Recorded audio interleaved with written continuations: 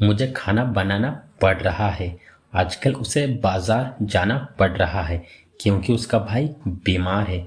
हमें बहुत सारी समस्याओं का सामना करना पड़ रहा था। कल मुझे बार बार चिल्लाना पड़ रहा था।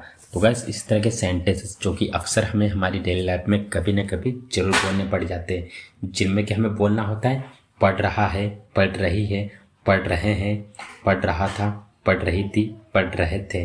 तो गैस इस तरह के सभी सेंटेंसेस को इंग्लिश में बोलने के लिए फ्रेज यूज़ किया जाता है, वो है हैविंग टू, जिसका हिंदी मीनिंग होता है पढ़ रहा है या फिर पढ़ रही है, पढ़ रहे हैं, पढ़ रहा था, पढ़ रही थी, पढ़ रहे थे। तो गैस हैविंग टू का यूज़ तब किया जाता है जब कोई काम मजबूरी में करना पड़ रहा हो, उस सिचुएशन में हम हैविंग टू का यूज़ करते हैं। तो आइए इसको यूज़ करने का कंप्लीट रूल जान लेते हैं। तो सबसे पहले बोला जाता है सब्जेक्ट, उसके बाद में बोला जाता है हेल्पिंग वर्ब, हेल्पिंग वर्ब के बाद बोला जाता है हैविंग टू, उसके बाद में वर्ब की फर्स्ट फॉर्म प्लस ऑब्जेक्ट या फिर अदर वर्ड। तो बस एक और बात क्लियर करना चाहूँगा, मतलब कि यहाँ पे जो हेल्पिंग वर्ब है इसमें आएगा इज, एम, आर। अगर पास्ट में हुआ तो वाज वर्ब का यूज़ करेंगे।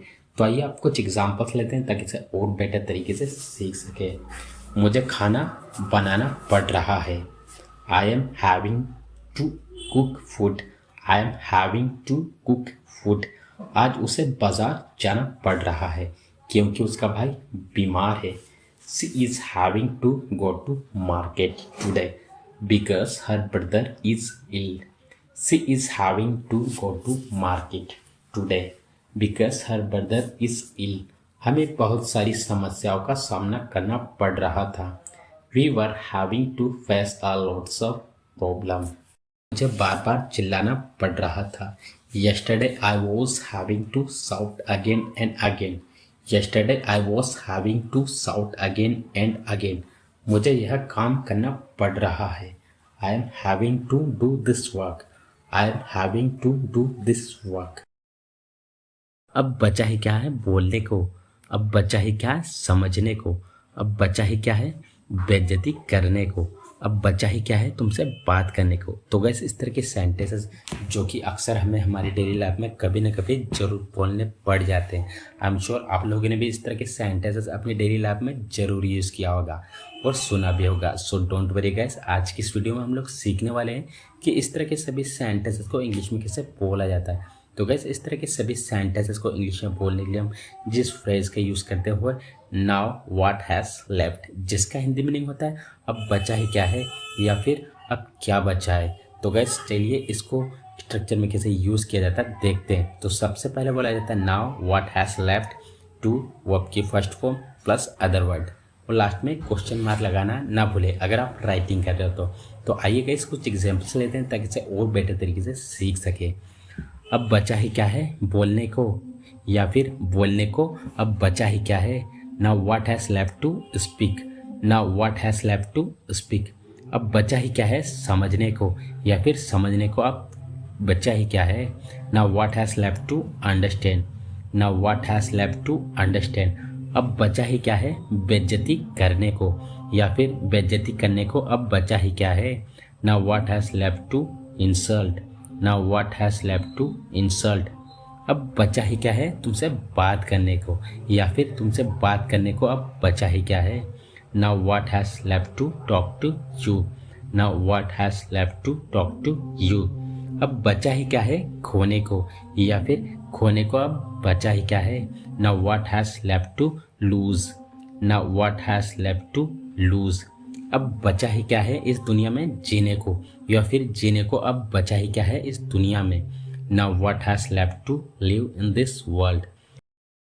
काफ़ी हद तक तुम सच बोल रहे हो, काफ़ी हद तक आपने अच्छा किया, काफ़ी हद तक उसने समस्या को सुलझाने की कोशिश की। तो गैस इस तरह के सेंटेंसेस जो कि हमें हमारी डेली लाइफ में हमें बहुत बार बोलने होते हैं और कभी ना कभी आप लोगों ने इस तरह के सेंटेंसेस जरूर बोले होंगे हिंदी में। सो डोंट वरी, आज की इस वीडियो में मैं आप लोगों को सिखाने वाला हूँ कि इस तरह के सेंटेंसेस को इंग्लिश में कैसे बोला जाता है। तो गैस काफ़ी हद तक इसके लिए हम जिस फ्रेज का यूज़ करते हैं वो है to a great extent, to a great extent, जिसका हिंदी मीनिंग होता है काफ़ी हद तक। तो आइए इसको स्ट्रक्चर में कैसे यूज़ किया जाता है देखते हैं। तो सबसे पहले बोला जाता है to a great extent plus complete sentence.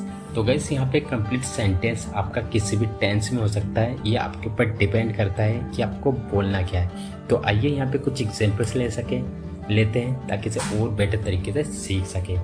काफ़ी हद तक तुम सच बोल रहे हो। To a great extent you are telling the truth. To a great extent you are telling the truth. काफ़ी हद तक आपने अच्छा किया।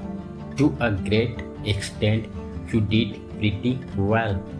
To a great extent you did pretty well. काफ़ी हद तक उसने समस्या को सुलझाने की कोशिश की। To a great extent he tried to resolve the issue. काफ़ी हद तक वह सही था। To a great extent he was right. To a great extent He was right. काफ़ी हद तक मैंने उसे बचाने की कोशिश की।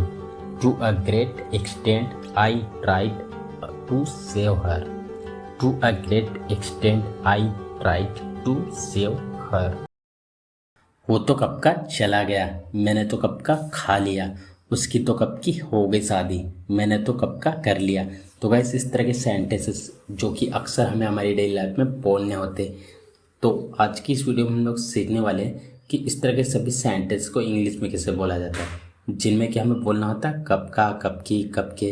तो इस तरह के सेंटेंस के लिए इंग्लिश में कौन से फ्रेज का यूज़ किया जाता है, तो आज की इस वीडियो में हम लोग सीखेंगे।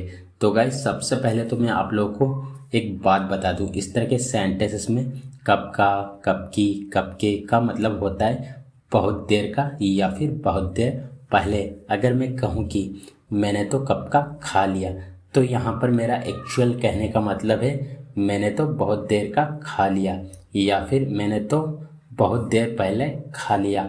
हम अपनी बात पर थोड़ा जोर देने के लिए कब का, कब की, कब का यूज़ करते हैं, पर इसका मतलब ये नहीं कि कब का, कब की इंग्लिश ढूंढते रह जाए। गैस एक और बात बता दूँ, हर जगह वर्ड टू वर्ड ट्रांसलेशन नहीं की जाती, सेंस भी देखा जाता है। तो इस तरह के सेंटेंसेस को इंग्लिश में बोलने के लिए हम एक फ्रेज यूज़ करते हैं, वो है टू लॉन्ग अगो, जिसका हिंदी मीनिंग होता है बहुत देर का, बहुत देर पहले या फिर कब का, कब की, कब के। तो आइए इसको यूज़ करने का कंप्लीट रूल जान लेते हैं।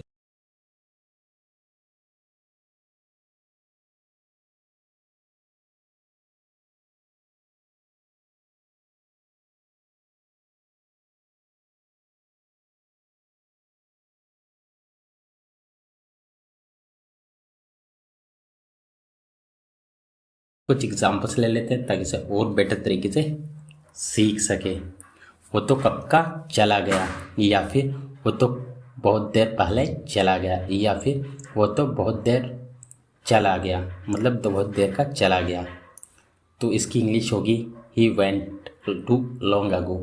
ही वेंट टू लॉन्ग अगो। मैंने तो कब का खा लिया या फिर मैंने तो बहुत देर का खा लिया या फिर मैंने तो बहुत देर पहले खा लिया। I ate too long ago. I ate too long ago. उसकी तो कब की हो गई शादी। She got married too long ago. She got married too long ago. मैंने तो कब का कर लिया या फिर मैंने तो बहुत देर का कर लिया या फिर मैंने तो बहुत देर पहले कर लिया। I did too long ago. I did too long ago. पापा तो कब के आ गए या फिर पापा तो बहुत देर पहले आ गए। गाइस इसकी इंग्लिश होगी father has came too long ago. Father has came too long ago. उसने तो कब का बता दिया सबको या फिर उसने तो बहुत देर पहले बता दिया सबको या फिर उसने तो बहुत देर का बता दिया सबको। He told everyone too long ago. He told everyone too long ago. तो गैस आज की इस वीडियो में बस इतना ही। आई होप आज का ये वीडियो आप लोग को बहुत अच्छा लगा होगा।